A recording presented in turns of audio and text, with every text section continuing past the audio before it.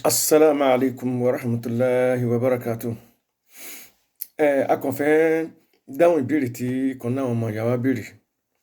pé òun gbọ́ nínú àwọn lectures wa pé a sọ pé àlùjọ̀nnú máa ń fún ọmọ ẹ̀dá èèyàn ní ain. Bẹ́ẹ̀ ni, gẹ́gẹ́ bí ọ̀rọ̀ tí náà ẹ̀kọ́ tí àwa náà kọ́ àti tá a tún kà nínú tírà ni. Wọ́n ní àlùjọ̀nnú lè fún ọmọ ẹ̀dá èèyàn ní ain. Bẹ́ẹ̀ nítorí ẹ̀ pàápàá ẹ̀ náà ni ọkàn wa ṣe balẹ̀ lórí ẹ̀kọ́ tí àná Muhammad SAW tó kọ́ wa púpọ̀ pé ká máa ṣe àwọn súnà kan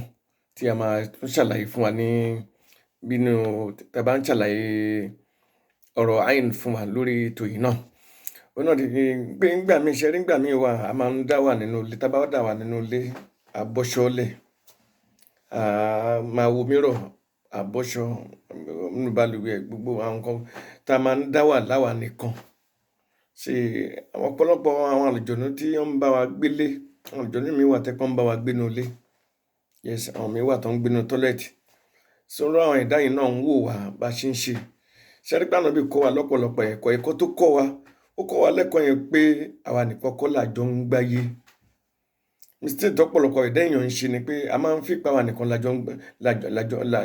ń gbé. Àwọn ẹ̀dá kan wà tí wọ́n ti ń gbáyé kọ́mọ ẹ̀dá èèyàn tó délé ayé. Ṣé pé Ọlọ́run ò pa wọ́n rẹ́, kò pa wọ́n rẹ́, bó ṣe ṣètò ìgbésí ayé ìṣẹ̀mí àwa méjèèjì ló fà á tí ọ̀pọ̀lọpọ̀ wò kì í fi ń kólura. Àbọ̀ nowadays látara pé a ò nímọ̀ tó tàbí ká tẹ̀lé gbogbo nǹkan tí Ànábì kọ́ wa, ó wá ń jẹ́ kákọlù yìí máa wà from time to time. For instance, àwọn ẹ̀dá kan wà tó ń gbé nínú tọ́lẹ́ẹ̀tì tí Ànábì sọ pé nínú tọ́lẹ́ẹ̀tì inú ibùgbé wọn làwọn àlùjọ̀nnú. Ànábì ní tá a bá máa wọ tọ́lẹ́ẹ̀tì ká ṣe àsìkáàrù ká tó wọ tọ́lẹ́ẹ̀tì. Ó sọ bẹ́ẹ̀ fún wa. Ní ká ṣàdúrà, ní ká ṣe àsìkáàrù.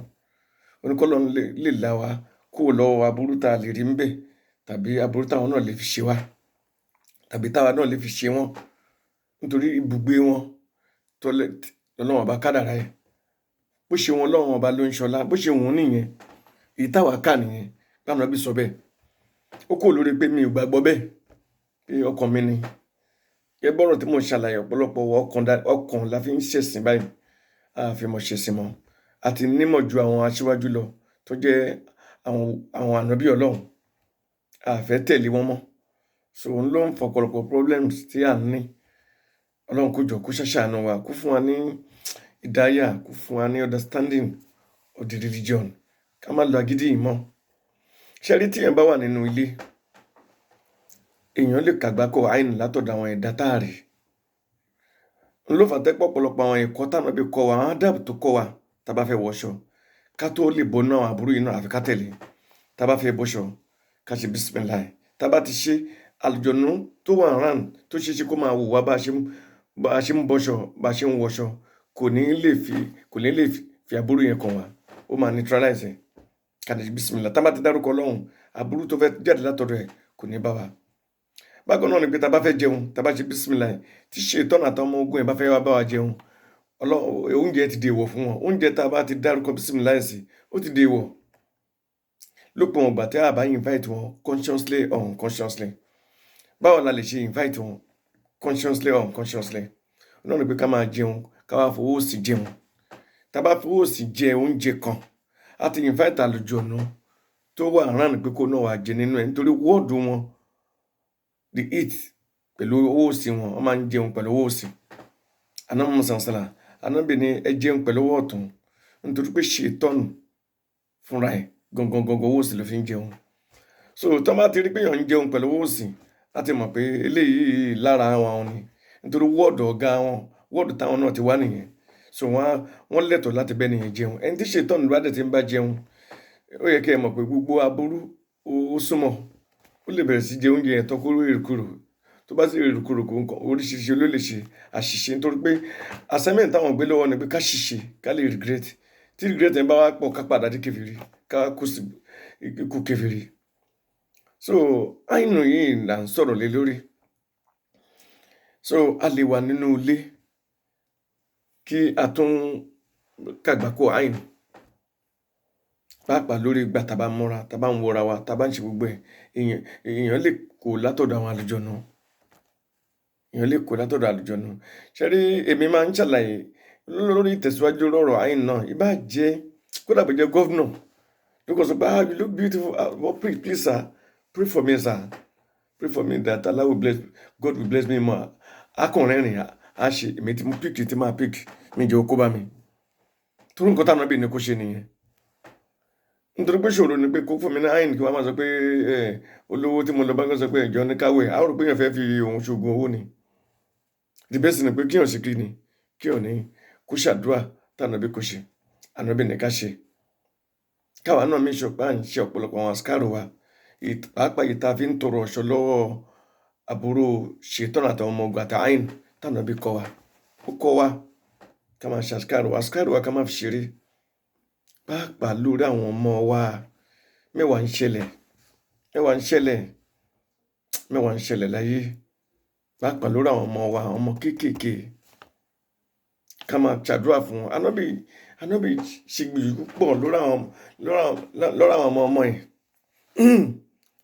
agbé wọn lé wọn lórí aṣàdúrà fún wọn. Lọ́wọ́ nǹkan yìí náà yẹ ká máa kọ́ àwọn ọmọ wa ká máa ṣe fún wọn tó bá ti wá ń dàgbà ká máa fi lé wọn lórí kò sí bá a tẹ̀sí lé káwọn ọmọdé náà scan náà wọn gẹ́gẹ́ bí ẹ̀jẹ̀ ọmọdé wọn ò ní ṣe bí ẹ̀kọ́ ṣiṣẹ́ káwọn òbí mójútó wọn jọ̀wọ́ láti wọ ìyá àwa bàbá yóò láti rá àwọn ọmọ wa tá a gbọ́ lé wọn lórí tá a ṣe àṣkárò táwọn òbí ní ká ṣe. Gbogbo ọ̀nà táwọn òbí fi ń tọrọ ìṣọ̀kò láwọn àbúrò lójúkójú nìyí. يعوذ بكلمة الله التامة من كل شيطان وهامة ومن كل عين لامة. Ànábì máa ń tọrọ ẹ̀ gan àbúrò lójúkójú kó má ṣẹlẹ̀ sáwọn ọmọ wa kó má kó bá wọn. Nǹkan táwọn òbí ń tọrọ ọ̀ṣọ́ lé lórí là ń mú ní kékeré àwa wà nú àdánwò wa wà ń káàkiri nǹkan ibi tó yẹ ká dé là ń dé nǹkan tó yẹ ká jẹ là ń jẹ gbogbo nǹkan tó yẹ ká ṣe pẹ̀lú Ọlọ́run là ń ṣe pẹ̀lú ẹ̀ àwa jẹ́ kí aburú yìí bá wa to the extent pé ó ti wá bà wá lẹ́sìn jẹ́ ọ̀pọ̀lọpọ̀ wa ti di kèfèrí láì mọ̀ kí ká máa borí náà ni ló máa sọ wá di mùsùlùmí ni àbí ká ní irùngbọ̀n ló wá ṣe wá ní mùsùlùmí ni ìyẹn kò dúró lóhùn nìkan tẹ́sìn bá ti bàjẹ́ tíyẹn bá ti ṣe débi tọ́lọ́run ní kéèyàn má dé èyí tó ṣe pàtàkì ti bàjẹ́ nìyẹn irùngbọ̀n tàbí borí kọ́lọ́run lọ́ọ́ máa fi jọ́ọ̀jì wa dó ẹwà ẹ̀sìn ni ẹ̀tọ́ ẹ̀sìn ni àṣẹ ẹ̀sìn ni amúrù Ọlọ́run ọba ni òfin Ọlọ́run ni àmọ́ òun kọ́ ló jẹ́ major determinant pé mùsùlùmí ni wá tíyẹn bá ti lùsì nǹkan tọ́lọ́run torí ẹ̀ rán ànábì yìí ṣe àtàwọn ànábì Ọlọ́run ọba tó yẹ pé ó ti fèlè ń bẹ ó máa fèlè gbogbo ìtókù ìtumọ̀ ẹ̀ ni pé gbogbo ìgbà tí tàwhídì yẹn bá ti bàjẹ́ látara pé èèyàn ṣe bọ̀ pọ̀ lọ́wọ́ ọba ó parí nìyẹn a gbọ́dọ̀ ṣe bọ̀ ní àkótán gbogbo àwa tá a ṣe máa ń lọ ṣe ọ̀pọ̀lọpọ̀ àwọn sàárà à ń lọ ṣe sàárà wọn ní ká ṣe sàárà o ká lọ pẹran o ká lọ dà sórí ìta o ká lọ dà sínú odò kọ́ mú wa kọ́ ní ká máa lọ wẹ̀ nínú odò kó máa sí gbẹ́rẹ́ sí wa lórí ara kó máa lọ gbà wá tá a bá ṣe ń ṣerú àwọn nǹkan báyìí má jẹ̀mú ìmùlẹ̀ pẹ̀lú ṣètọ́nà àtàwọn ọmọ ogun ẹ̀ nìyẹn ẹ má jà dídìí ẹ̀ mọ́ ẹ̀sìn máa bàjẹ́ àbí Ọlọ́run bá kọ́lọ́n má ní wa lára kó má lé wa kọjá ìgbàgbọ́ nítorí pé kódà tó bá ṣiṣẹ́ ó máa lẹ́yìn nítorí pé ibi ẹ̀ Ọlọ́run ti kì wá lílọ̀ ká má débẹ̀ Ọlọ́run ní ká má tọ́jú ara wa ẹ má ṣe mí gbọ́ àmọ́ ìtọ́jú tó bá ti tako ṣẹ̀ríà Ọlọ́run ní ká má débẹ̀ èyí tó bá ti jẹ mọ́ ẹbọ ká má débẹ̀ tó bá ti jọ mọ́ oògùn tí ó ti di ṣíríkù ká má débẹ̀ tó bá ti jọ mọ́ nǹkan tá a ti mọ̀ pé eléyìí ṣé mo gbọ́dọ̀ kú pẹ̀lú ẹ̀ ká má débẹ̀ tá a bá ti ń débẹ̀ à ń kó bára láyé à ń kó bára lọ́jọ́ gbé dàrí kẹ́ ọmọ ni àbí ọba Allah kọ́lọ́n kó jọ kó ṣàánú wa kó kó ṣàforíjì fún wa kó là wá kó lọ́wọ́ burú àìn ṣètọ́nù àtàwọn ọmọ ogun ẹ̀ kó ṣàforíjì fún wa. Ṣe rí aburú tí àìn kó bọ́ ọ̀pọ̀lọpọ̀ èèyàn ti pọ̀ gan mélòó lọ́pọ̀lọpọ̀ ẹni tó ti lówó tí ò lówó mọ́ tó máa ní kádàrá Ọlọ́run ọba ní kádàrá ẹ̀ ní lóòótọ́ àmọ́ ó fi nǹkan ṣe sábàbí